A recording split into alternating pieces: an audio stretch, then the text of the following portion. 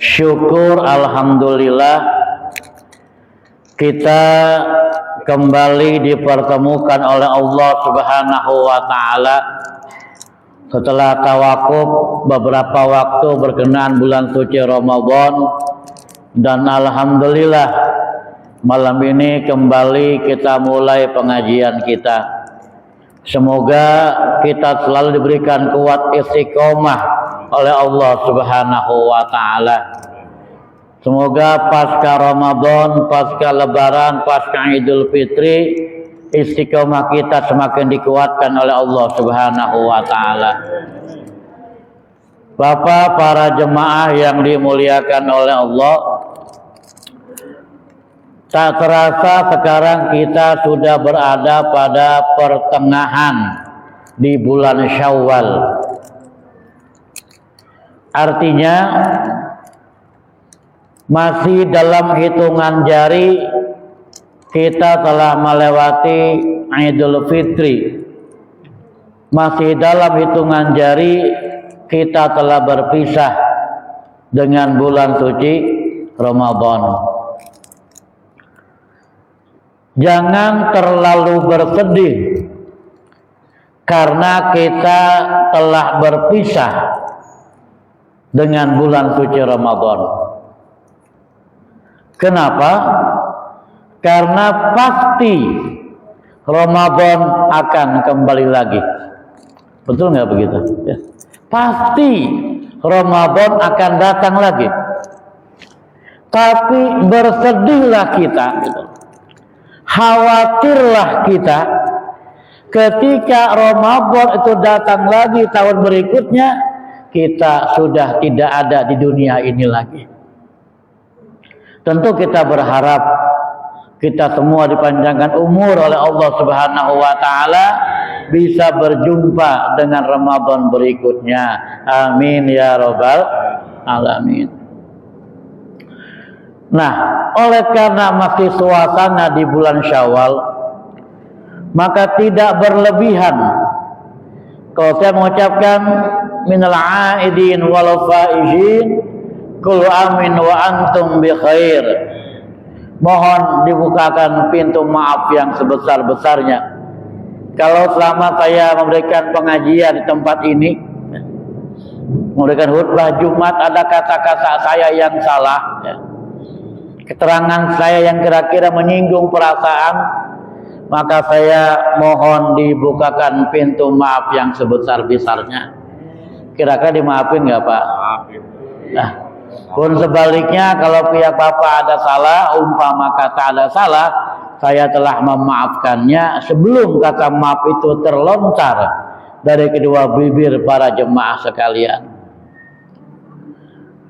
Kau kenapa tidak mohon maaf ya? Ada pendapat kalau minta maaf nggak usah nungguin Lebaran, kan begitu? Ya, kalau kita dengar video-video di sosial media itu yang tersebar di grup-grup WhatsApp, baik di TikTok, ya, Instagram dan sebagainya, banyak orang yang mengatakan bahwa nggak disunahkan pasca Lebaran, pasca Idul Fitri bermaaf-maafan. Kata mereka minta maaf itu nggak mesti nunggu Lebaran. Ya kita jawab betul gitu loh. Minta maaf memang bisa kapan saja, tidak salah. Meminta maaf kapan saja, di mana saja, nggak mesti nunggu datangnya Idul Fitri, nggak salah. Pun tidak salah juga kalau selepas Idul Fitri kita saling bermaaf-maafan, nggak salah juga. Kok kenapa? Karena begini kejelasannya. Dengan puasa kita Ramadan kemarin, kita kan hafal hal itu ya. Ghufira lahu ma taqaddama min dzambi. Ya. Dosa-dosa kita oleh Allah diampuni. Dosa kepada siapa? Dosa kita kepada Allah Subhanahu wa taala. Masuk Idul Fitri, ya, dosa kita telah dimaafkan oleh Allah Subhanahu wa taala. Dosa kita kepada Allah tapi dosa kita kepada sesama manusia gitu loh.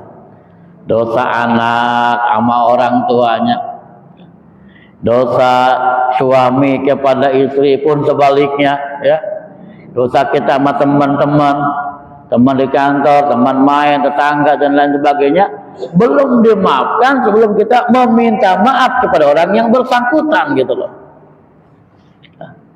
Jadi maksudnya apa kalau kita ini bermaaf-maafkan ketika Idul Fitri, barangkali gitu ada salah kita, ada dosa kita yang belum sempat kita minta maaf dengan teman-teman kita. Maka bermaaf-maafanlah agar dosa kita kepada Allah diampuni dan dosa kita kepada sesama manusia pun diampuni oleh Allah Subhanahu wa taala.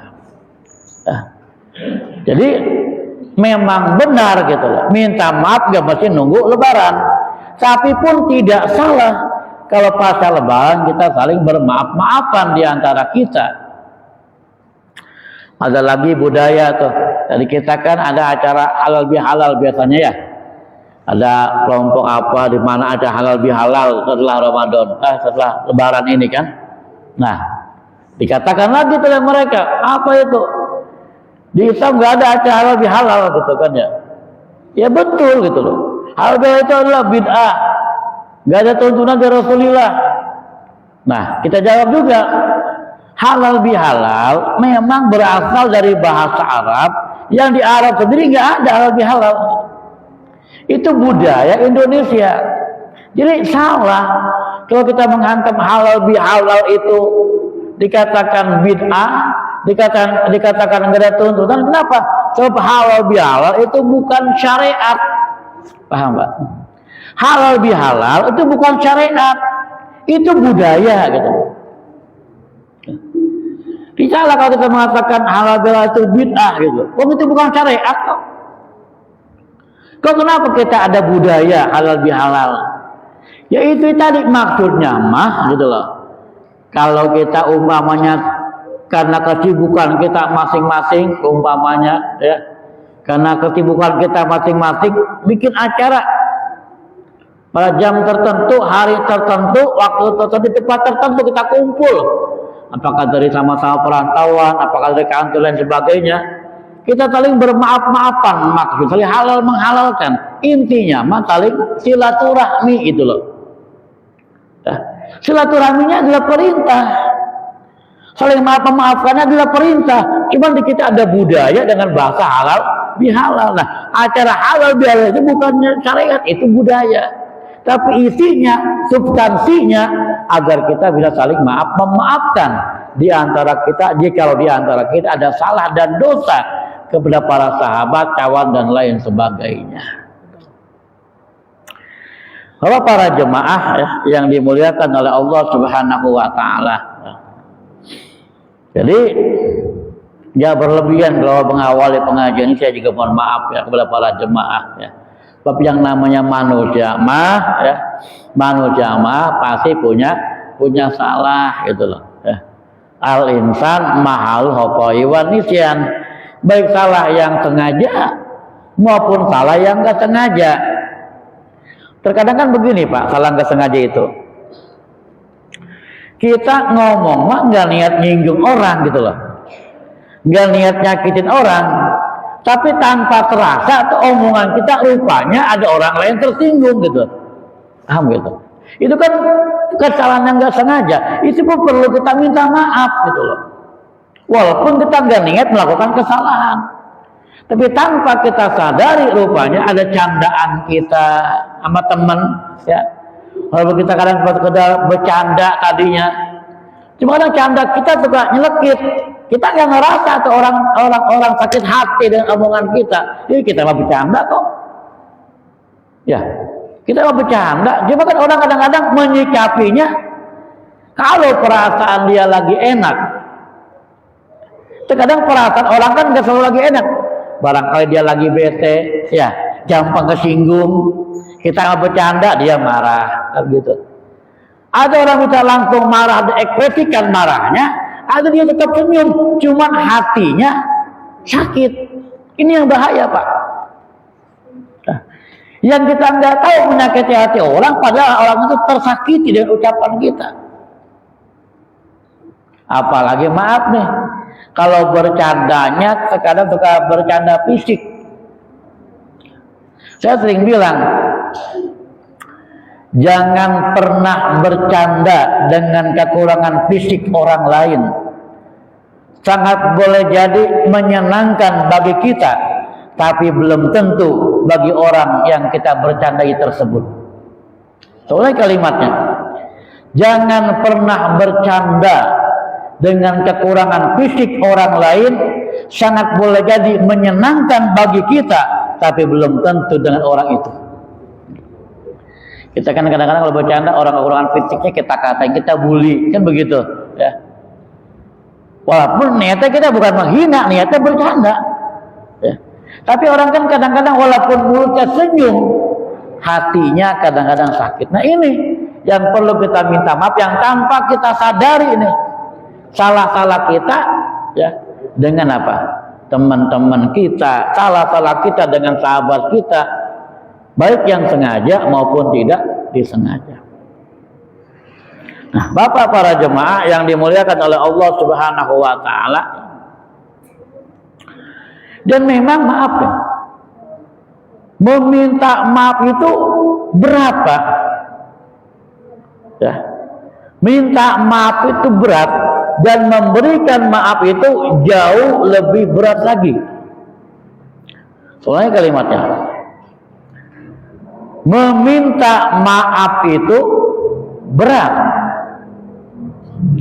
dan memberikan maaf jauh lebih berat lagi. Kok kenapa? Sebab ketika kita memberikan maaf kepada orang yang menyakiti hati kita, menyinggung perasaan kita, sekarang kita bisa ngomong tuh, enak minta maaf, hati gue masih sakit, kan begitu, masih sakit nih hati, lo tinggal minta maaf. Nah, kalau kita nggak kuat mampu menekan ego kita, berat Pak memberikan maaf itu. Makanya ini yang diajarkan dengan ibadah puasa kita. Bukan ke ibadah puasa kita kemarin, la'allakum tattaqun, kan begitu ayatnya kemarin ya.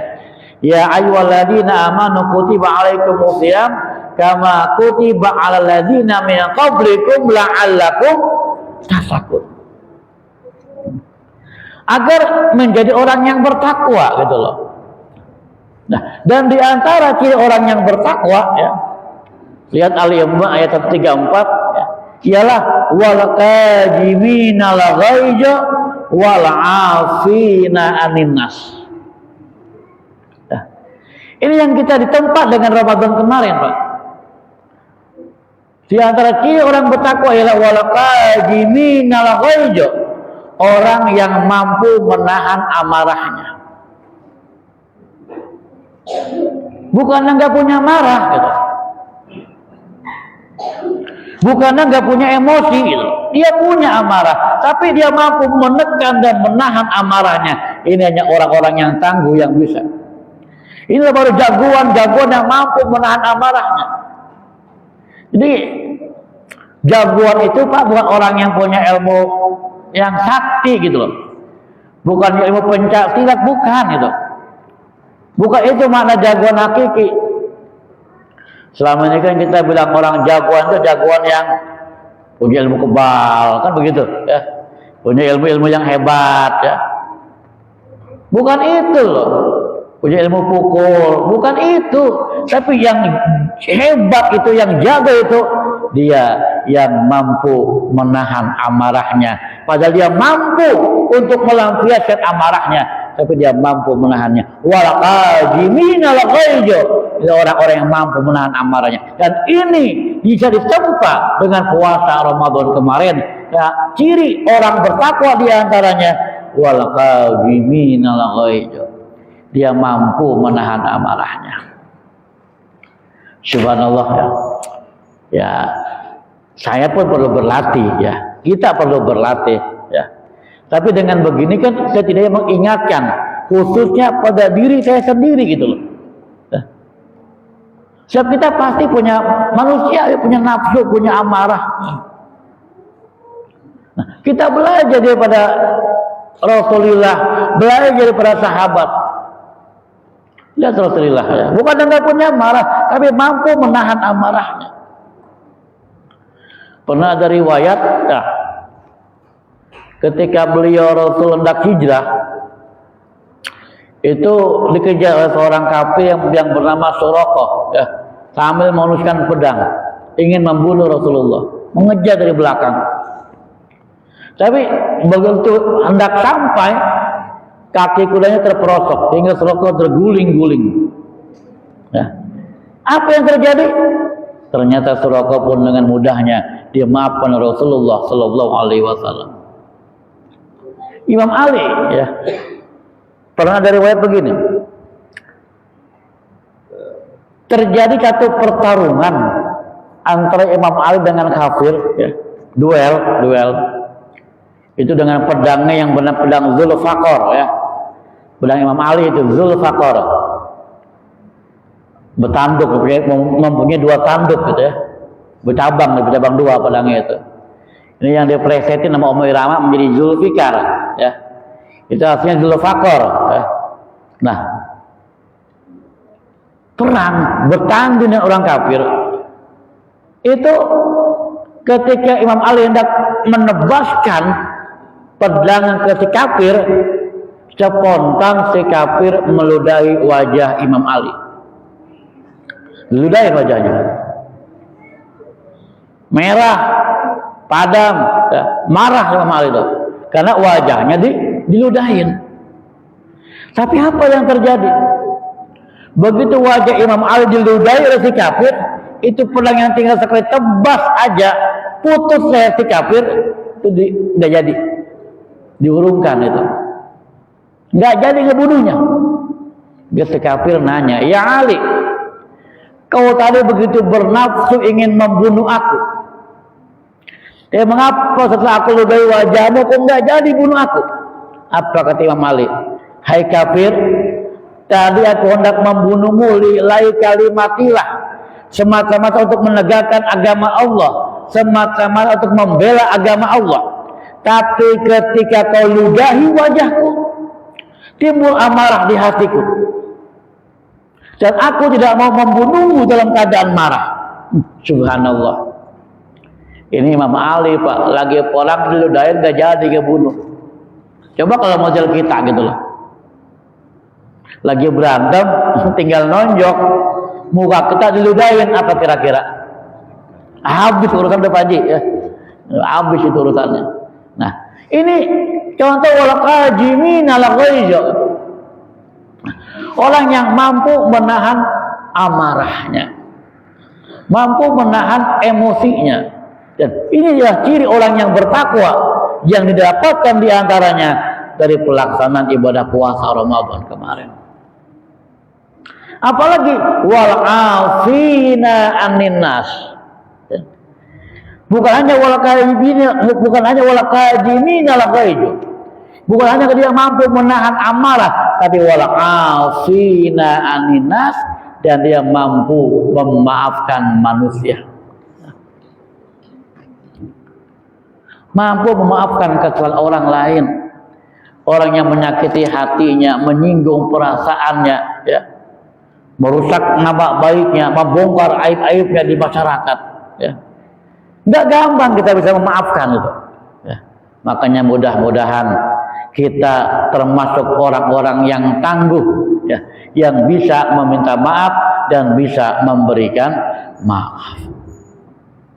Sebab wallahi demi Allah, tidak akan hina orang yang meminta maaf dan tidak akan hina orang yang memberi maaf. Dua-duanya mulia di hadapan Allah Subhanahu wa ta'ala. Ini pasca Ramadan, pasca Idul Fitri, ya. Maka yang terpenting bagaimana kita bisa saling memaafkan di antara kita dengan ikhlas dan ridho, ya. Bukannya memaafkan ketika pas lebaran aja salam-salaman, setelah itu kita marah lagi, ya. Maka mudah-mudahan saya juga diberikan kekuatan oleh Allah, ya, bisa ikhlas memaafkan orang-orang yang pernah menyakiti hati kita, Amin ya robbal, amin ya robbal. Nah para jemaah, agar apa? Agar dosa-dosa kita kepada Allah diampuni dan dosa kita kepada sesama manusia pun dimaafkan oleh Allah Subhanahu wa taala. Ya, kita seperti bayi yang baru dilahirkan dari kandungan ibunya, suci, bersih, tanpa noda dan dosa, tanpa kesalahan dan kealfaan. Jadi alhamdulillah tuh ya. Dengan puasa Ramadan kemarin kita masuk Idul Fitri, dosa kita kepada Allah diampuni. Hingga ada riwayat begini. Inna iblisa alaihi la'natu yasihu fi kulli yaumin 'idin. Sesungguhnya iblis gitu Pak. Iblis terlaknat yafihu fi kulli yaumin 'idin, itu selalu berteriak-teriak tiap hari raya Idul Fitri. Marah-marah, meraung-raung, berteriak-teriak. Fayajtami'u ahluhu indahu. Maka berdatanganlah bala tentara iblis kepadanya itu. Di anak-anak buah iblis, fayajtami'u ahluhu indahu, berkumpullah ahli-ahli iblis, keluarga iblis, bala tentara iblis ke hadapan iblis.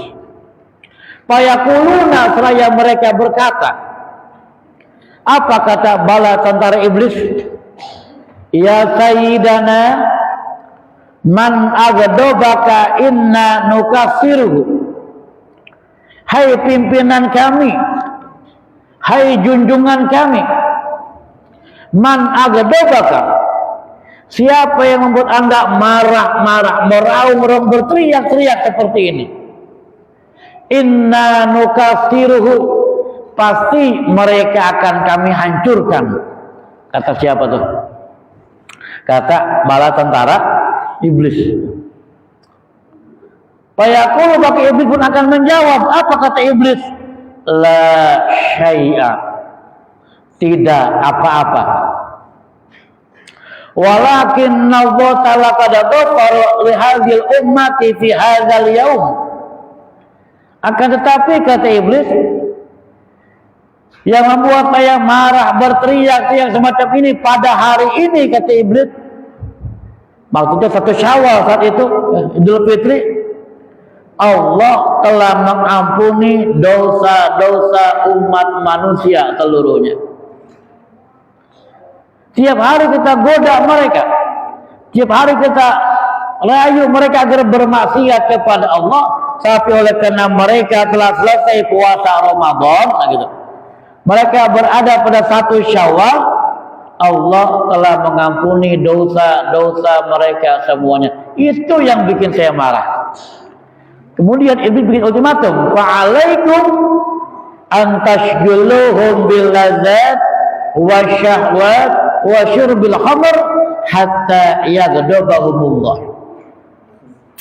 Karenanya kata iblis, aku perintahkan kepada kamu semua, aku instruksikan, antashguluhum bil lazat, sibukkan mereka pada hari raya itu bil lazat, dengan berbagai macam kelezatan, dengan berbagai macam kenikmatan. Kita kan seringkali mendengar omongan sampai pada hari kemenangan, kan begitu Pak ya. Nah, sibukkan pada hari kemenangan dengan berbagai macam kelezatan hingga lupa kepada Allah.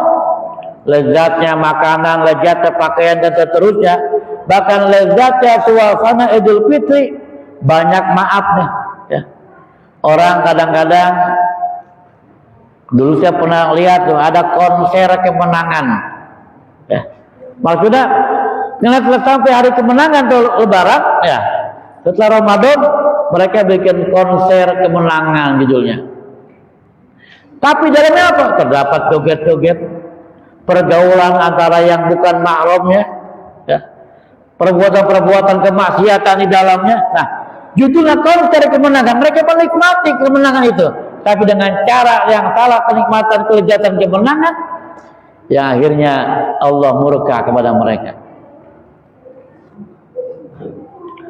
Sibukkan mereka bil lazat, dengan berbagai macam kelezatan, wasyahwat, dan menurutkan hawa nafsu, wasyurbil khamr, dan minum minuman keras, hatta yaghdabahumullah, hingga Allah kembali marah kepada mereka. Ini ultimatum iblis, Pak. Di kita, kalau memang kemarin kita kembali kepada fitrah, makanya kita bilang minal aidin wal faizin. Kita kembali kepada orang-orang yang kembali kepada fitrah. Minal aidin, kepada orang-orang yang kembali kemana? Kembali kepada fitrah, kembali kesucian. Kan dengan puasa Ramadan telah selesai, diampuni dosa kita kepada Allah. Nah, bertahankah kita gitu loh, mempertahankan kesucian itu, sementara iblis memasang jerat-jeratnya itu pasca lebaran itu, disibukkan dengan berbagai macam suasana lebaran, banyak yang healing kan begitu ya, tempat-tempat wisata penuh, macet di mana-mana ya, daerah puncak macet berjalan-jalan, daerah Ciwidey macet jalan-jalan, Pengalengan macet jalan-jalan, Bandung macet jalan-jalan. Boleh gak healing? Boleh. Ya, enggak salah, enggak ada dosa. Cuma yang bikin masalah ini karena nikmatnya jalan-jalan, refreshing suasana lebaran, sholat ketinggalan. Kan ini masalahnya. Ya. Menikmati indahnya, bahagianya Idul Fitri, semua pada jalan-jalan kepada refreshing ke tempat-tempat wisata. Refreshingnya tidak salah, cuma yang bikin salahnya dengan refreshing itu dia tinggalkan sholat.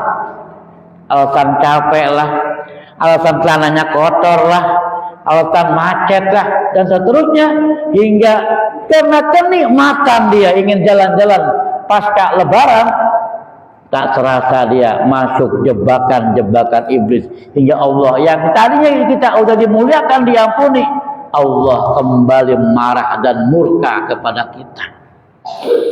Naudzubillah, summa naudzubillah ya. Hati-hati kita ini ya. Sibukkan mereka bila dan syahwat, dan memperkeruhkan hawa nafsu. Kita kan kadang-kadang begitu, Pak ya.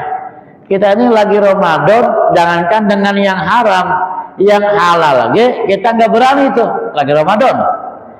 Justru ujiannya bukan hanya ketika Ramadan, justru pasca Ramadan gitu loh. Masih mampu kalau kita bertahan, nah itu masalahnya. Di hal-hal yang diharamkan oleh Allah Subhanahu wa Ta'ala. Itu di situ letak ujiannya. Sibukkan mereka dengan apa lagi selain dengan hawa nafsu? Wasyurubil khamr, mabuk-mabukan, baik mabuk minuman keras dan sejenisnya, khamr itu ya, pil BK, minum-minum dan lain sebagainya, maupun mabuk cacian, mabuk pujian, mabuk sanjungan dan seterusnya. Nah, orang kalau sudah mabuk, Pak, baik mabuk pujian, mabuk sanjungan, ini bahaya. Karena dia merasa ingin selalu dihormati, hingga dia selalu merasa tidak dihormati oleh orang lain. Soalnya kalimatnya nih, orang, Pak, kalau selalu ingin dihormati sama orang lain, dia sering merasa tidak dihormati. Kok begitu? Begini keterangannya. Ya lah, gue kan ustadz, orang sama gue salaman ngapa? Nah, gitu kan gitu. Paham gak? Karena dia merasa pengen dihormati tuh. Hingga ketika ada orang lain yang menyapanya, ada orang lain yang menjabat tangannya, dia merasa apa? Merasa marah, merasa dirinya enggak dihormati sama orang lain. Ini hati-hati ini. Ini namanya mabuk sanjungan, mabuk pujian, mabuk penghormatan. Ini lebih bahaya, Pak. Gua kan tokoh agama, orang lu baru datang dong ke rumah gua, maksud lu enggak? Karena dia merasa ini loh ya, ingin dihormati. Ketika ada orang nggak datang ke rumahnya, dia merasa tidak dihormati gitu loh. Ini yang bahaya ini. Jadi lagi-lagi soalnya kalimatnya orang kalau merasa selalu ingin dihormati, dia sering merasa dirinya tidak dihormati. Nah, selalu ingin dihormati. Nah, hati-hati nih. Nah, ketika orang sudah terkena jebakan-jebakan iblis pasca Ramadan, ya, jebakan-jebakan iblis pasca Idul Fitri, maka itu hatta yaghdabahumullah, hingga Allah marah dan murka kepada mereka. Nah, para jemaah ya, yang dimuliakan oleh Allah Subhanahu wa taala, ya, maka tentu kita berharap nih, pasca Ramadan, pasca Lebaran ini, ya, ibadah kita semakin berkualitas. Amin ya rabbal alamin. Kalau ibadah kita karena Ramadan telah selesai gitu. Kalau ibadah kita karena Ramadan telah berlalu. Tapi kalau ibadah kita karena Allah, maka Allah akan tetap selalu ada mengawasi kita. Dan jujur, ketika Ramadan itu Pak, kalau di saya itu sholat subuh banyak Pak, hampir penuh masjid. Ya, subuh betul nggak Pak ya? Subuh. Tapi begitu Ramadan selesai, subuh paling 2 saf, 3 saf. Betul nggak begitu?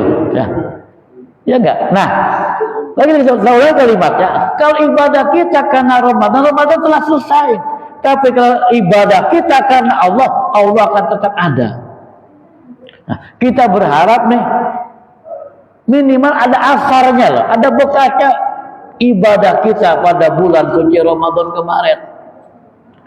Yang biasa ke masjid, pertahankan itu loh, pertahankan. Maka berbahagialah kita ya, yang masih tetap istiqomah subuh berjamaah baik dalam Ramadan maupun setelah Ramadan. Sungguh berbahagia itu, sungguh berbahagia. Nah, semoga pasca Ramadan ini ada efek-efek yang lebih baik dalam kehidupan kita, ibadah kita, tentunya zikir kita dan seterusnya. Tapi yang manusia itu, yang namanya manusia, dia selalu berbuat ingin apa? Selalu hidupnya lebih baik daripada sebelumnya.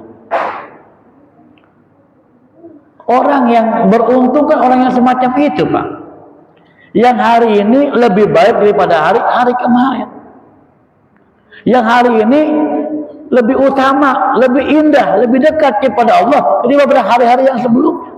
Itulah rabihun, orang yang beruntung itu.